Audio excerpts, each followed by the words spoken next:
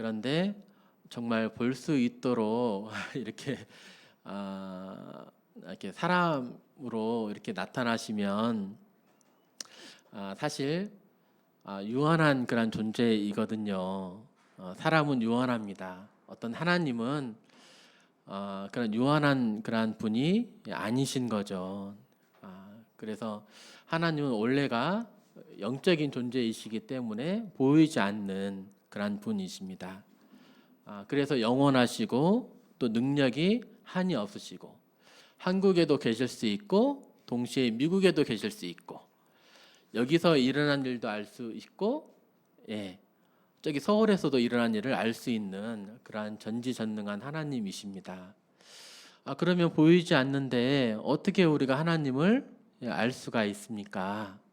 그런데 그분이 행하신 것들을 또 만드신 것들을 그분의 손으로 하신 것들을 보면서 이것은 하나님이 하신 거구나 알게 될 때 그분이 정말 우리 가운데 살아계시는 분이구나 하는 것을 느끼고 또 깨달을 수가 있습니다.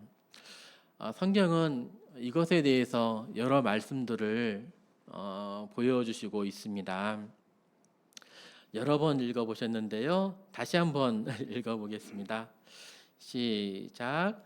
창세로부터 그의 보이지 아니하는 것들 곧 그의 영원하신 능력과 신성이 그가 만드신 만물에 분명히 보여 알려졌나니 그러므로 그들이 핑계하지 못할지니라. 네, 그가 만드신 만물에 분명히 보인다고 이렇게 말하고 있습니다. 아이고 이게 또 안 되네. 네, 죄송합니다. 네, 그래서 하나님께서 만드신 만물을 통해서 그 만물에 하나님의 능력과 신성이 들어있다는 거예요. 하나님께서 만드신 만물을 보면 하나님의 행하심을, 그 하나님의 지혜를, 위대하심을 우리가 볼 수 있다는 그런 것입니다. 여러 가지 생물들을 통해서 지난번에 말씀을 드렸고요. 또 이번에는 욥기 12장 말씀 제가 한번 읽어드리겠습니다. 이제 모든 짐승에게 물어보라. 그것들이 내게 가르치리라. 공중의 새에게 물어보라. 그것들이 또한 내게 말하리라. 땅에게 말하라. 네게 가르치리라. 바다의 고기도 네게 설명하리라. 이것들 중에 어느 것이 여호와의 손이 이를 행하신 줄을 알지 못하리야. 짐승에게 또 공중의 새에게 또 바다 생물들에게 물어보면 말할 거다. 하나님의 손이 행하신 것을 너에게 말해줄 거야 라고 이렇게 말씀하고 있습니다. 뭐 새가 또 바다의 고기가 어떻게 우리에게 말을 하겠습니까? 그런데 가만히 그러한 생물들을 쳐다보면 하나님께서 그 생물들에게 행하신 것들을 볼 수 있다는 거예요. 이를 통해서 하나님의 지혜와 능력을 알 수가 있습니다. 여기까지 지난 시간에 말씀을 드렸는데요. 오늘은 이제 하늘을 좀 보려고 합니다. 하늘도 동일하게 이렇게 하나님께서 행하신 것들을 말하고 있을까요? 성경은 그렇다라고 얘기합니다. 같이 한번 읽어보시겠습니다. 시작. 하늘이 하나님의 영광을 선포하고 궁창이 그의 손으로 하신 일을 나타내는도다. 하늘과 궁창은 같은 말입니다. 저 높은 하늘, 우주 공간을 모두 다 말하고 있습니다. 별들이 있는 그런 공간이죠. 하늘이 하나님의 영광을 선포한대요.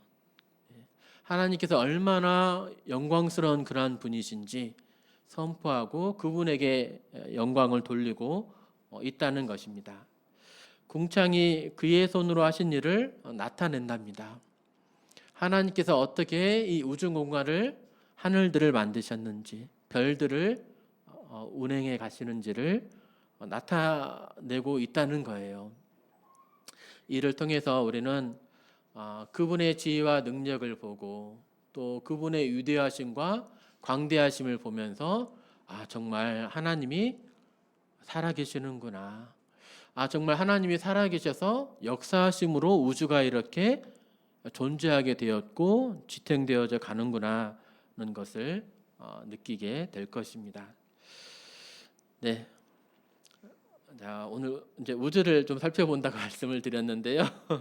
밤하늘의 별을 보면 정말 아름답죠. 어렸을 때 이렇게 저희 고향이 이제 남원이었는데요. 남원의 만인우청에 가면은 그때는 도시가 별빛이 별로 없었던 것 같아요. 그래서 가만히 누워서 이렇게 밤하늘을 보면 가끔씩 이렇게 별똥별도 볼 수 있고요. 또 이렇게 모래를 깔아 놓은 것처럼 그렇게 많은 또 별들을 볼 수가 있었습니다. 근데 이 전주에서는 보기는 조금 어려운 것 같아요. 네, 근데 이제 밖에 잠깐만 이렇게 외곽 지역으로만 나가도 그 아름다운 그런 별들을 볼 수 있습니다. 자, 우리 눈으로 별들을 세어 본다고 합시다. 그러면 별들을 얼마나 몇 개나 세어 볼 수 있을까요? 별들이 몇 개나 있을까요? 네, 이것도 과학자들이 연구를 좀 해봤답니다. 그러니까 4,000개 정도 눈으로 볼 수 있다고 그래요. 많죠, 4,000개. 네. 이제 맨눈으로 한 4,000개 정도 볼 수 있고요. 최대한 북극에 가서도 확인해보고 남극에 가서도 지구를 다 돌아다녀서 눈으로 확인할 수 있는 별의 개수가 총 6,000개 정도 된다고 합니다. 근데 성경에 또 별이 또 몇 개인지를 또 얘기해주고 있더라고요. 예레미야서 33장에 이런 말씀이 있습니다. 예레미야서는 BC 600년경에 그러니까 지금으로부터 2600년경에 이렇게 쓰여진 그런 말씀이에요. 그때 이 성경이 별의 개수를 몇 개라고 말했냐면 몇 개라고 말하고 있을까요? 셀 수 없다. 2600년 전에 벌써 이 예레미야서에서는 셀 수 없이 별이 많음을 이렇게 또 얘기해주고 있습니다. 별이 얼마나 많은지 또 얼마나 또 아름다운지 영상을 통해서 한번 살펴보도록 하겠습니다. 이렇게 낮이면 밝으면 별을 볼 수가 없죠. 근데 이제 어두워지면 또 도시의 빛들이 적을수록 별을 제대로 관찰할 수가 있습니다. 도시가 이렇게 밝으면 별들이 좀 잘 안 보여요. 그런데 어두운 데로 갈수록 별들을 점점점 더 많이 볼 수 있습니다. 지금은 별로 안 보이죠, 별이. 이때부터는 이제 은하수가 보이면서 너무나 이제 놀라운 장면이 펼쳐집니다.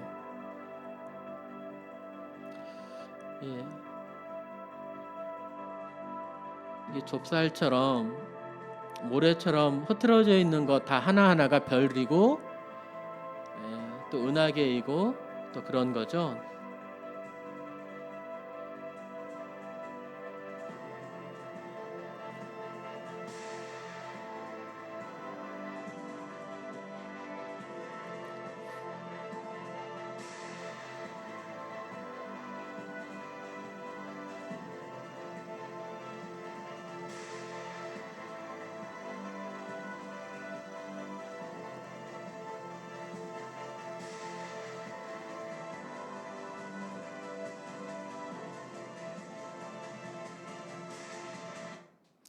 어떻게 별들 좀 보셨습니까? 좀 어떻게 아름답습니까? 좀 신비롭기도 하고 정말 좀 아름다운 것 같습니다. 별을 보는 그런 또 즐거움이 또 있습니다. 자, 이제 우주선을 타고 한번 우주로 한번 날아가 보도록 이렇게 좀 하겠습니다. 네, 발사해서 이제 지구 대기권을 지나면 이렇게 지구의 이런 푸르른 별을 이렇게 볼 수 있습니다. 참 이렇게 우주 공간 안에 이렇게 거대한 지구가 떠 있는 것 자체도 참 신비로워요. 어떻게 이렇게 어마어마한 크기의 이런 지구가 우주 공간 안에 떠 있는 것인가? 근데 또 우주 공간에 비한다면 이 지구는 정말 정말 지극히 작은 그런 이제 행성임을 알게 됩니다. 인류가 처음으로 이제 달에서 바라본 지구의 사진을 찍었어요. 이제 최초의 유인 탐사선 아폴로 8호죠. 1968년도에 달에서 이렇게 지구를 찍은 사진이 되겠습니다. 네, 이 조그만 이 지구 안에 우리나라도 있고, 네, 전라북도도 있고, 전주도 있고, 또 저희가 이렇게 있는 거죠. 예, 맞습니다. 제 고향 남원도 있고, 감사합니다. 예, 지구에서 달까지의 거리가 얼마나 될까요? 예, 38만 킬로미터. 이 감이 좀 잘 안 오는 것 같죠? 예, 시속 100km로 차를 타고 간다면 160일이 걸린답니다. 예, 뭐 2박 3일 정도 가는 거리가 아니라 160일 정도는 가야 이게 지구에서 이제 달을 이제 간다고 그래요. 근데 지구에서 달까지의 거리보다도 태양은 더 큰 거 있죠. 예, 5배 정도 더 큽니다. 네, 지금까지 가장 멀리 간 우주 탐사선은 보이저 1호와 2호예요. 1977년도에 이렇게 발사를 해서요. 보이저 2호가 이제 찍은 토성이 되겠습니다. 예, 토성 자체도 이러한 행성들을 보는 것이 참 놀랍고 아름다운 것 같아요. 자, 이렇게 파란색 조그만 원 안에 표시해 놓은 이 점이 무엇인지 아십니까? 예, 저기 조그만 점이 있고 반짝이는 게 있네요. 저게 무엇일까요? 예, 보이저 1호가 우주를 향해 날아가다가 카메라를 돌려서 지구를 찍은 그러한 모습이 되겠습니다. 네, 이렇게 이 점 하나에 우리가 이제 다 이제 살고 있는 거죠. 네, 우주는 정말 얼마나 그런 광대한 크기인가. 네, 61억 킬로미터에서 찍은 지구 사진이라고 합니다. 네, 태양계가 이게 다가 아닙니다. 네, 우리 어렸을 때 학교에서 선생님들이 가르쳐 주셨었어요. 수금지와 목토, 천해, 명왕성은 이제 행성이 아니라고 해서 우리 이전에 이제 명왕성까지 이렇게 배웠었는데요. 수금지와 목토, 천해, 해왕성까지 별들이 이렇게 이제 위치해 있고 그 이후에 이렇게 뭐 오르트 구름대가 태양계를 달걀 껍질처럼 이렇게 감싸고 있습니다. 그런데 이제 이 태양에서 지구에까지의 거리를 이제 1로 본다면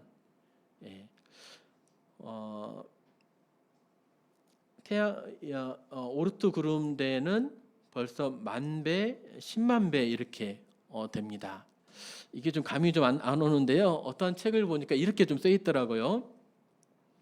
자, 태양을 지름 10cm 정도의 크기, 어떤 야구공 정도의 크기로 태양을 좀 생각을 해보겠습니다. 그러면 지구의 크기는 얼마나 될까요? 예, 좁쌀 크기 정도 된다고 합니다. 그래서 지구를 태양에 닿는다면 한 130만 개 정도를 담아야 이렇게 태양을 채울 수 있다고 그래요. 태양이 어마어마하게 이렇게 크다는 걸 알 수 있겠죠. 그러면 지구와 태양까지의 거리는 한 11m 정도. 예, 여기서 건물 벽까지 정도 거리가 될까요? 여기에 이제 이렇게 조그만 공이 있고 저 벽 쪽에 좁쌀만한 크기의 지구가 있는 거예요.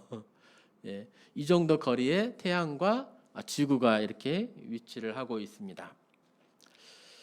달은 한 얼마나 될까요? 달과 지구의 거리는 한 1, 2cm 정도밖에는 안 돼요. 바로 옆에 있어요. 차를 타고 한 160일 정도를 가야 되는 그러한 거리이지만 태양과 지구의 거리를 비교를 해볼 때 한 1cm, 1, 2cm 정도밖에 안 되는 그러한 거리에 위치를 하고 있습니다. 토성은 한 얼마나 멀리 떨어져 있을까요? 예, 우리 어렸을 때 100m 달리기 해보셨잖아요. 예, 그 100m만큼 토성이 멀리 이렇게 떨어져 있습니다. 네, 또 해왕성은 300m. 예, 그리고 이제 태양계 주위를 이렇게 띠처럼 둘러싸고 있는 카이퍼 벨트라고 있습니다. 예, 천체들의 집합체, 띠처럼 둘러싸고 있는 이 천체들의 집합체는 거리가 1km에서 한 40km 정도까지 위치를 하고 있습니다. 예.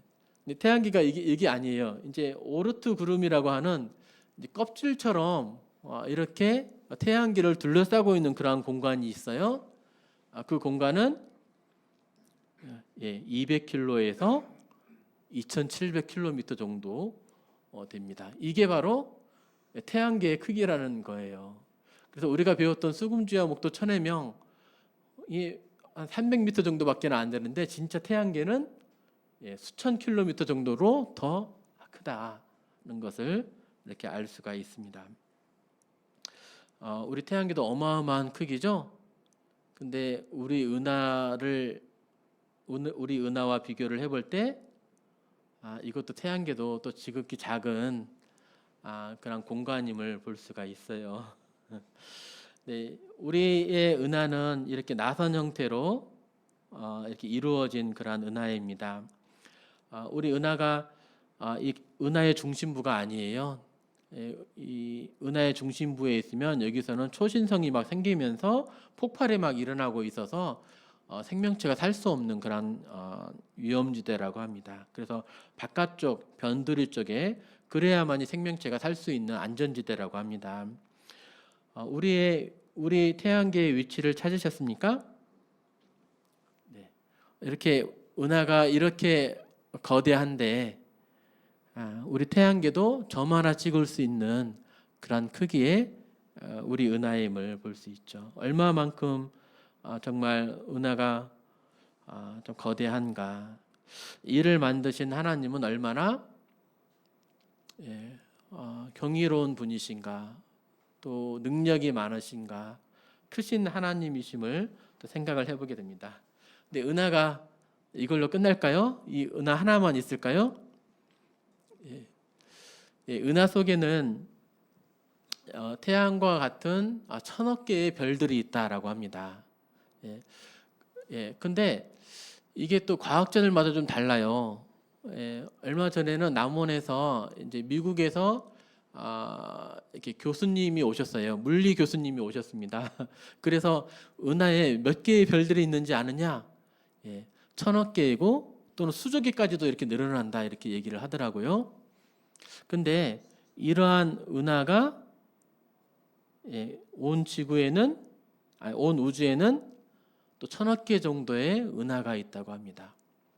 지금 이제 머릿속에 이제 계산이 좀 잘 안 되시죠? 네, 1000억 개 곱하기 1000억 개면 얼마나 되는 거지? 이렇게 사실 좀 광활한 그러한 우주 공간 안에 우리가 위치하고 있다는 거예요. 근데 성경 말씀을 보면 어떻게 이렇게 광활한 우주를 지으시고 운행하시는 그러한 하나님이 나를 주목해서 보시고 나를 또 사랑해 주시는지 알게 되면 참 놀라지 않을 수가 없습니다. 영상을 다시 한번 좀 하나 더 보겠습니다. 우주의 크기를 좀 보여주는 영상인데요. 소리가 좀 크니까 소리를 좀 줄여보겠습니다.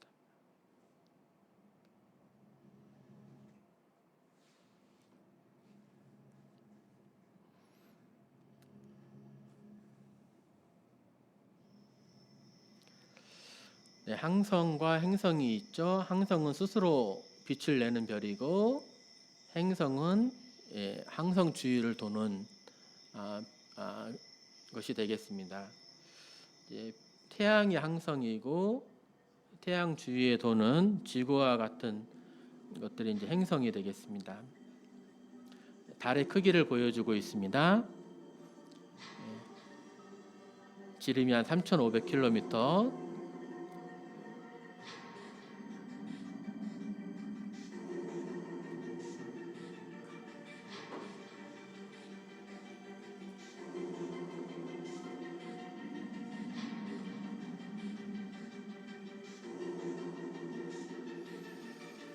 네, 이제 지구가 나왔네요. 지구도 크죠?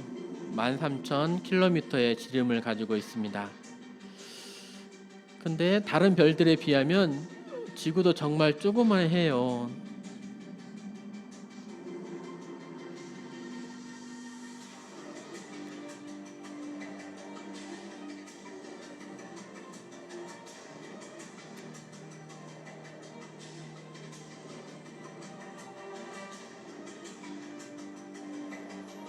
예, 지구의 한 10배 정도의 크기입니다.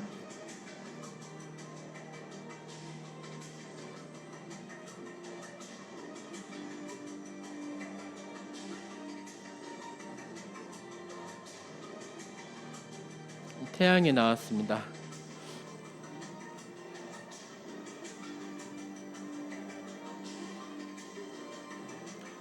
태양조차도 극히 작게 만들어 버리는 그런 별들도 이렇게 있습니다.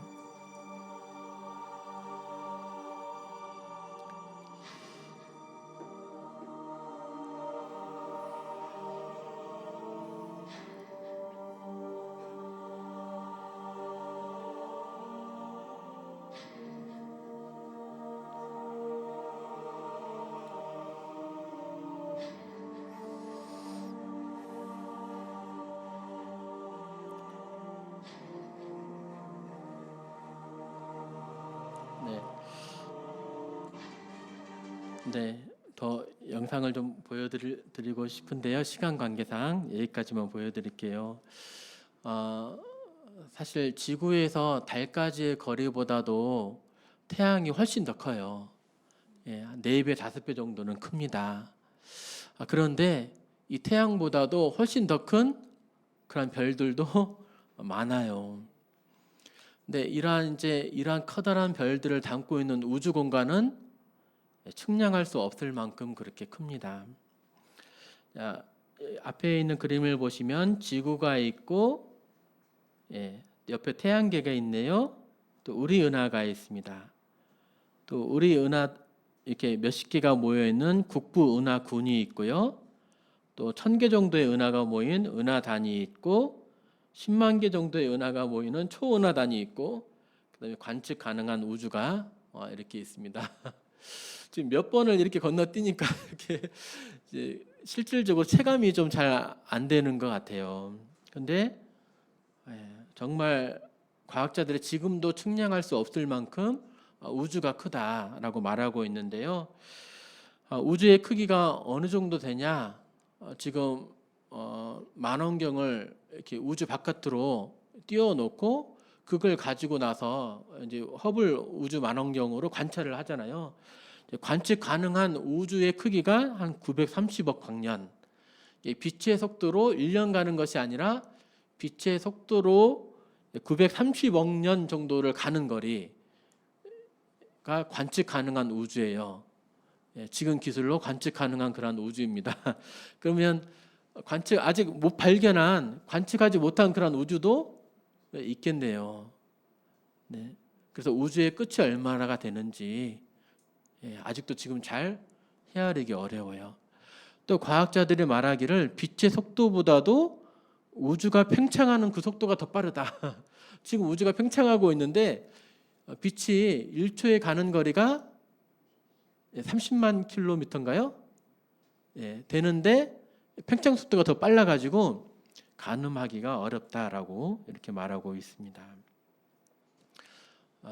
이런 것들만 생각을 해봐도 우주의 크기가 내 머리의 한계를 뛰어넘는다. 내가 어떻게 헤아려 볼 정도가 아니다.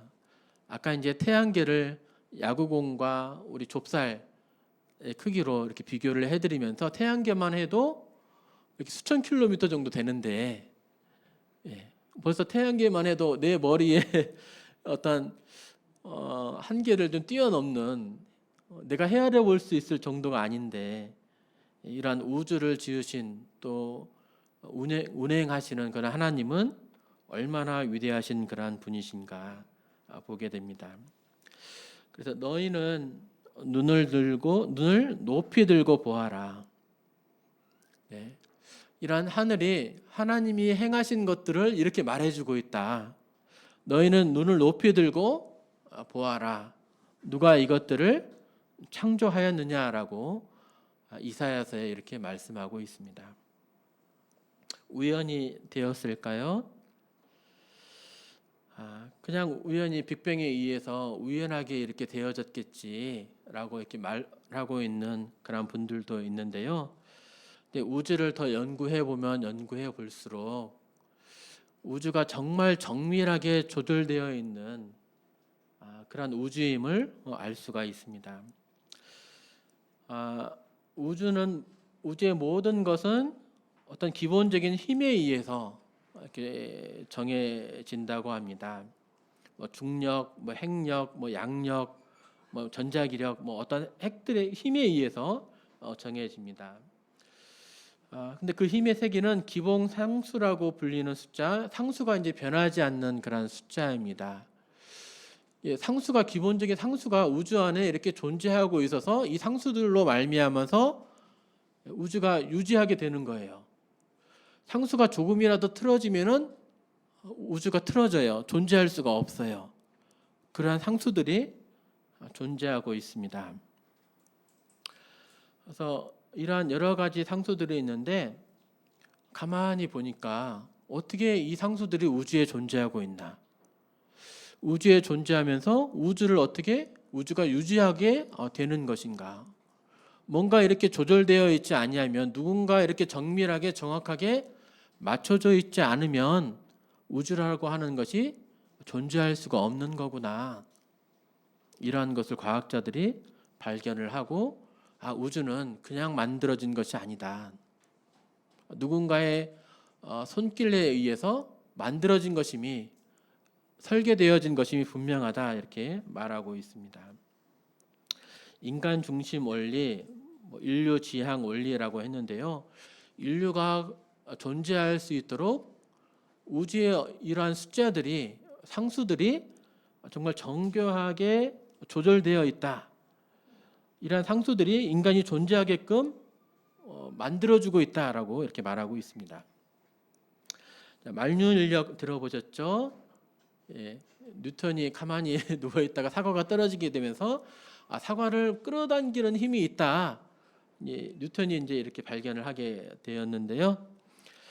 만유인력을 이렇게 나타낼 수가 있습니다. 질량이 있는 두 물체, 서로 떨어진 거리의 제곱의 반비례에 의해서 서로 끌어당기는 힘을 갖는다. 근데 이게 좀 딱 떨어져요. 거리의 반비례에서, 거리의 제곱의 반비례에서 이렇게 잡아당기는 인력이 작용하고 있습니다. 근데 어떻게 인력이 정확하게 떨어진 거리의 제곱에 반비례하는가? 네. 우연하게 되어졌다면 정확하게 제곱에 반비례하는 것이 아니라 우연에 의한 그러한 숫자, 복잡한 숫자들이 있어가지고 헤아려 볼 수 없는 그런 숫자여야 되는데, 뭔가 누군가가 법칙을 만들어서 집어 넣은 것처럼 제곱이라고 하는 딱 떨어지는 그런 숫자를 가지고 있음을 볼 수 있습니다.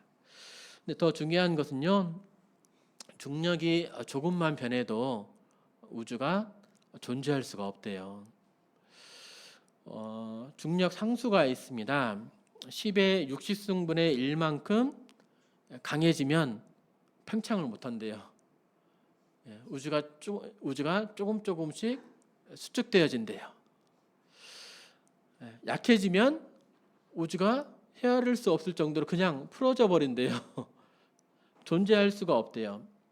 그런데 얼마만큼이냐? 10의 60승분의 1만큼만 변화가 되어도 우주가 존재할 수 없다고 합니다. 이게 10의 60승이라고 하는 숫자가 사실 헤아리기 좀 어려운 그런 숫자예요. 우리 몸에 세포가 몇 개가 있을까요? 한 60조 개에서 한 100조 개 있습니다. 근데 100조개 있대요. 예. 근데 이 100조개가 10의 몇 승 이렇게 표현을 해보면 10의 14승이에요. 예. 자, 만은 10의 0이 이제 4개가 있죠. 만은 그러면 10의 4승입니다. 만 억은 1 다음에 공이 8개 있어요. 그래서 10의 8승. 예. 억, 조는 10의 12승이 되겠습니다. 1 다음에 0이 12개가 이제 이렇게 있어야 돼요. 그게 조예요. 근데 사람의 세포가 10의 14승밖에 안 된다는 거예요. 예. 말하자면 우리 몸의 세포 하나만 바뀌어도 우리 몸이 살 수 없을 그러한 정도만큼 우주가 그렇게 미세하게 중력이 그렇게 조절이 되어 있다는 것입니다. 조금만 틀어져도 우주가 존재할 수가 없다는 거예요. 다르게 표현을 해보면 우주를 아까 이제 관측 가능한 우주의 크기를 빛의 속도로 1년이 아니고 빛의 속도로 930억 년을 가야 관측 가능한 우주의 길이라고 했습니다. 계산 편하게 1000억 년이라고 합시다. 근데 우주의 이 끝에서 저 끝까지 이렇게 이제 이 끝에서 저 끝에서 이제 화살을 당겨서 화살을 쏘는데 정확도가 3cm 이상, 1인치 이상으로 맞아야 되는 그런 확률이라고 해요. 10의 60승분의 1이 별로 안 누르시네요. 감이 안 오시죠? 네. 사람이 평생 동안 숫자를 센다면 80년 동안 평생 동안 숫자를 센다면 얼마만큼 셀 수 있을까요? 지금부터 하나, 둘, 셋, 넷, 1억을 세기가 어렵다고 합니다. 10에 8승 세는 것이 정말 꼬박 8시간, 하루 8시간 해가지고 이렇게 1억을 세려면 한 50년 걸린대요. 50년 내지 60년 걸려요. 1억만 해도. 1억이 어마어마한 그런 숫자인 거예요. 그런데 10의 8승밖에 안 되는 것이거든요. 근데 이 중력 상수가 얼마나 미세하게 조절되어 있는지 과학자들이 발견하고 이따가 과학자들의 그런 명언들이 나오는데 그것을 봐도 이렇게 놀랍게 됩니다. 빛의 속도도 한 30만 킬로미터 정도 됩니다. 1초에. 그런데 이게 이제 아인슈타인의 상대성 이론에 따르면 이게 빛의 속도와 물질과 공간과 시간이 또 연결이 되어 있습니다. 그런데 이 빛의 속도가 조금만 변해도 또 우주 자체가 존재하기 어렵다라고 과학자들은 이렇게 말하고 있습니다. 조금만 빨라져도 우주 자체가 이렇게 붕괴가 된다는 거예요. 네, 이건 제 이해의 한계를 넘어서 그냥 말씀만 드리고 넘어가야 될 것 같습니다. 또 이제 우주 상수라고 하는 게 있습니다. 우주 팽창률, 우주 상수에 의해서 결정이 되는데 이 우주 상수가 조금만 변해도 빨리 팽창하고 조금만 느려도 느리게 팽창하면서 생명체가 살 수 없게 되더라. 그게 또 10의 120승분의 1이라고 하네요.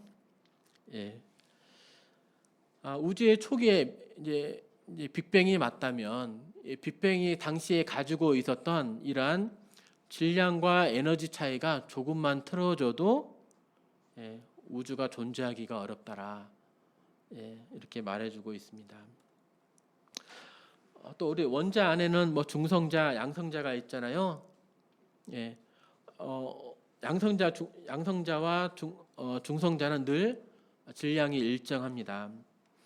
그런데 조금만 변해도 1%가 아니라 0.14%만 변해도 별의 핵융합이 멈추게 되고 그렇게 되면은 분자들 간에 원자들 간에 이런 화학식이 이루어지지가 않습니다. 전자와 양성자의 질량 비율이 조금만 달라져도 생명 활동이 할 수가 없게 되죠. 그래서 이런 유명한 과학자들도 이러한 미세 조정된 그런 우주를 보면서 네, 어떻게 이렇게 되었지? 이뿐만 아니라 왜 이렇게 되었을까? 왜 이렇게 우주는 미세하게 조정이 되어 있는가? 어떻게 인간이 살 수 있는 우연으로 설명이 안 되는 그런 확률적인 확률 위에 우주가 이렇게 존재하게 되었는가? 만들어졌고 유지하고 있게 되었는가? 이건 결코 우연이 아니다. 이것은 하나님의 능력임이 분명하다라고 이렇게 과학자들은 말하고 있습니다. 폴 데이비스 또 우주가 설계되었다고 하는 그런 느낌이 너무나 강하다. 또 월터 브래들리라고 하는 명예교수도 우연적으로 발생한 우주를 믿는 것은 오히려 더 큰 믿음이 필요하다. 오히려 이 놀랍고 아름다운 이런 우주와 지구를 만드신 그 하나님, 지적 설계자가 있는 것이 오히려 더 이성적이다. 이렇게 고백하고 있습니다. 그리고 이제 우주의 크기와 우주를 이루고 있는 구성하고 있는 어떤 상수들 또 미세 조정이 되어 있음을 말씀을 드렸는데요. 또 특별히 지구는 우리 인간들이 살아갈 수 있도록 이렇게 좀 조절이 되어 있습니다. 지구가 이렇게 특별한 그런 행성임을 알게 되는데요. 아까 은하 중심에서 태양계가 변두리 쪽에 위치를 하고 있다고 그랬죠. 은하 중심으로 갈수록 초신성 폭발이 막 일어나요. 그렇게 되면서 폭발이 일어나면서 어떤 해로운 방사선들이 이렇게 막 나오게 됩니다. 그러면 태양계 생명체가 살 수가 없죠. 폭발이 막 일어나니까. 그리고 은하 바깥으로 너무 멀리 가면은 무거운 원소들을 가지기가 어려워서 생명체들이 또 살아가기가 어렵다고 이렇게 합니다. 그리고 지구는 태양에서 최적의 거리 안에 이렇게 위치를 하고 있습니다. 태양에 조금만 가까이 가도 너무 뜨거워서 못 살고, 조금만 멀리 떨어져도 추워서 못 살고, 지구에서 태양 쪽으로 가면 가까운 그런 행성이 금성입니다. 이제 아침에 새벽에 보인다 그래서 이제 우리말로 샛별이라고 하죠. 금성의 평균 온도가 460도예요. 460도 어떻게 살만할까요? 단백질이 한 40도 정도만 해도 익어요. 변합니다. 화상을 입을 수 있어요.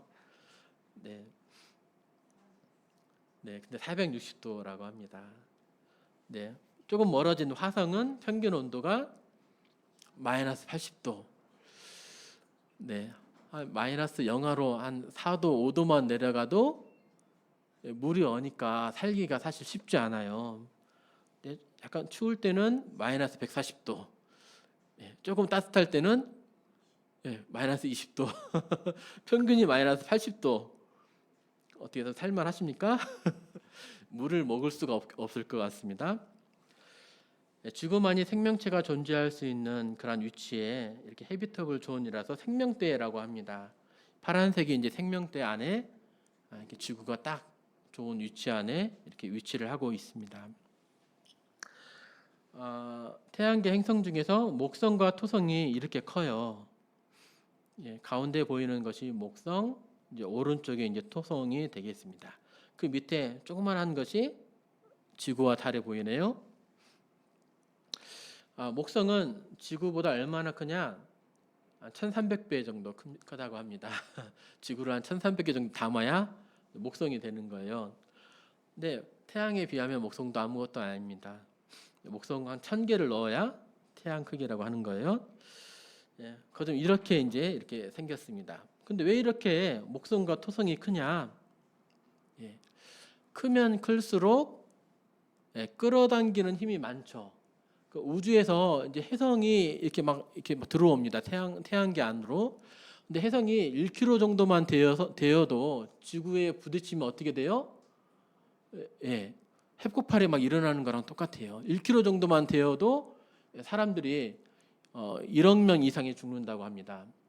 제가 정확히 기억이 안 나. 1억 명인지 10억 명인지 정확히 기억이 안 나는데 사람이 거좀 이렇게 죽게 됩니다.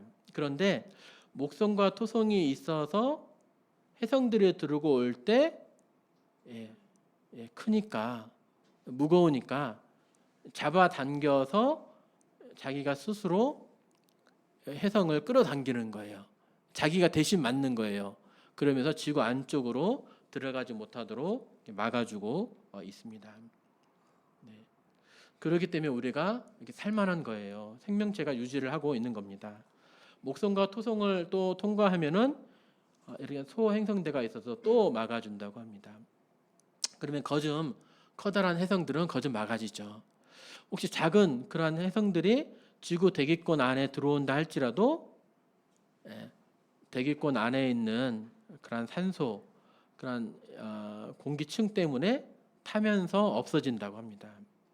타면서 없어지는 것이 바로 별똥별이 이제 되겠죠. 이렇게 우리가 어떻게 그냥 이렇게 살아가고 있는 것이 아님을 창조주의 섬세한 손길이 있음을 우리는 또 알게 됩니다. 또 지구의 크기도 참 적당합니다. 지구의 크기가 10% 정도만 커지면 어떻게 될까요? 어떤 교수님의 그런 강의 영상, 강의 PPT에서 좀 따왔는데요. 직경이 한 10% 정도 커지면 질량은 한 30% 정도 커지고 중력이 더 커지게 됩니다. 커지게 되면 물이 증발이 안 된대요. 끌어당기는 힘이 해가지고 물이 증발이 안 되면 어떻게 됩니까? 구름이 안 만들어져서 비가 안 내리는 거예요. 그러면 농식물이 자라갈 수가 없는 거죠. 육지가 사망이 되게 됩니다. 이게 이제 비와 관련되어서만 그래요. 가령 이제 공기를 생각을 해보면 우주에 있는 미세한 먼지들을 중력이 크면 막 잡아당기겠죠. 그러면 또 인류가 또 살아갈 수가 없습니다. 만약 지구의 크기가 10% 작아지면 어떻게 됩니까? 잡아당기는 힘이 약해지니까 다 뺏기게 되는 거예요. 증발이 더 많이 일어나요. 그래서 지구는 수증기만 가득 찬다. 그리고 산소와 질소와 같은 어떠한 우주에 있는 대기층들, 그러한 입자들이 우주 공간 안으로 더 뺏기게 됩니다. 달이 또 적당한 위치에 이렇게 위치를 하고 있습니다. 이 달이 지구에는 꼭 필요해요. 그런데 달이 지구와 가까워지게 되면 어떻게 될까요? 달 때문에 썰물과 밀물이 일어나게 되죠. 그 다음에 달 때문에 지진축이 약간 기울어져 있어서 우리 인류가 살아갈 수 있게 합니다. 달이 이렇게 가까워지게 되면 달이 조금만 가까워지게 돼도 지구는 밀물과 썰물 차이가 너무 막 이렇게 심하게 나는 거예요. 해일이 일어납니다. 대지진이 일어나는 거예요. 그리고 또 태양풍에 대한 얘기를 이렇게 또 해드릴 수가 있는데요. 태양이 사실 핵폭발과 같은 걸로 빛과 에너지를 만들어냅니다. 핵융합이라고 해요. 수소 원자가 헬륨이 되면서 융합이 되어지면서 그때 열과 빛이 이렇게 나오게 되는데 그때 해로운 방사선들도 지구로 이렇게 날아오게 됩니다. 그게 이제 태양풍이거든요. 근데 이 태양풍을 그대로 맞는다 그러면 생명체가 또 살 수 없다 그래요. 잘 살면은 사람들이 한 10년, 20년 정도 이렇게 살아갈 수 있다고 합니다. 살아가는 게 10년, 20년이지 막 병들고 고생하면서 그렇게 될 거예요. 근데 그것을 지구는 해로운 이러한 태양풍을 막아주고 있습니다. 그게 무엇일까요? 지구 자기장이에요. 지구도 북극과 남극 이렇게 자석이라고 하는 말 들어보셨잖아요. 그래서 이렇게 나침반을 통하면 북극과 남극을 가리키잖아요. 이 자기장이 있어서 이 자기장이 해로운 태양풍을 막아준다는 거예요. 사람들이 눈으로 볼 수 있는 가장 아름다운 광경 중에 하나가 이 오로라라고 합니다. 북극과 남극 쪽으로 가면 볼 수 있다고 해요. 근데 이 오로라가 뭐냐면 태양풍이 와서 자기장과 부딪혀서 만들어지는 것이 바로 이 오로라인 것입니다. 그러니까 이 아름다움만 볼 것이 아니라 하나님께서 우리에게 이렇게 살 수 있도록 보호하신 그런 손길을 이제 보면서 하나님께 이제 감사를 드릴 수 있는 거죠. 신기한 게도 이제 태양이 이제 폭발하는데 흑점 주기가 있어요. 그래서 많이 폭발하냐 적게 폭발하냐 이 주기가 이제 있다고 합니다. 그래서 많이 폭발하면은 태양풍도 많이 오게 되겠죠. 근데 그 주기가 11년인 거예요. 또 지구 자기장도 이게 주기가 있답니다. 강해지는 거하고 약해지는 거하고 이 주기가 얼마일까요? 이것도 주기가 11년인 거예요. 왜 이렇게 되었을까요? 우연하게 이렇게 되었을까요? 누군가 이렇게 맞춰 놓은 것처럼 태양의 이런 활동 주기와 지구 자기장의 이런 주기가 정확하게 맞춰져 있는 것을 볼 수가 있습니다. 지구 자전축이 달 때문에 약간 이렇게 23.5도로 기울어져 있습니다. 그래서 이렇게 반듯하게 뺑뺑 도는 것이 아니라 약간 기울어져서 이렇게 돌고 있습니다. 왜 이렇게 돌까요? 태양이 이렇게 태양빛이 오게 되는데 기울어져 있지 않고 자전축이 이렇게 서 있어서 반드시 돌게 되면은 적도는 태양을 그냥 받습니다. 극지방은 태양을 잘 못 받아요. 그리고 뜨거워진 데는 엄청 뜨거워지고 극지방은 추워서 못 살고. 근데 기울어져 있으니까 적도가 위로 올라가면서 골고루 태양빛을 이렇게 회전하니까 또 그러면서 지구가 정말 이렇게 온난한 그런 기후, 사람이 살 수 있을 만한 그런 기후를 만들어내는 것을 볼 수 있습니다. 벌써 1시가 되었네요. 오늘 말씀들을 통해서 처음에 하나님의 말씀을 읽어드린 것처럼 하늘이 하나님의 영광을 선포하고 궁창이 하나님이 손으로 하신 일을 나타내는도다라고 했는데 우리가 하늘을 조금 살펴보니까 정말 하나님의 그런 손길들을 우리에게 베풀어 주신 그런 은혜들을 조금이나마 보셨습니까? 네, 이사야서에 이런 말씀이 있는데요. 이 말씀만 읽고 마치겠습니다. 여호와께서 이같이 말씀하시되 하늘을 창조하신 이 그는 하나님이시니 그가 땅을 지으시고 그것을 만드셨으며 그것을 견고하게 하시되 혼돈하게 창조하지 아니하시고 사람이 거주하게 그것을 지으셨으니. 누군가가 하나님이 어떻게 하나님이 어디 있어? 하나님이 어떻게 살아계신지 어떻게 알 수 있어? 근데 우주를 이렇게 살펴보면 하늘을 살펴보면 우리가 거할 수 있는 것 자체가 하나님의 손길이라는 거예요. 인간이 살아갈 수 있는 그런 조건들이 이전에는 20만 가지라고 했습니다. 근데 과학이 더 발전하면서 30만 가지로 계속 늘어나요. 이러한 것들이 우연히 이루어진 것이 아니라 이런 하나님의 이런 손길들임을 지혜와 능력이요 우리에게 베풀어 주신 하나님의 은혜임을 생각하게 됩니다. 네, 이상 말씀을 마치도록 하겠습니다.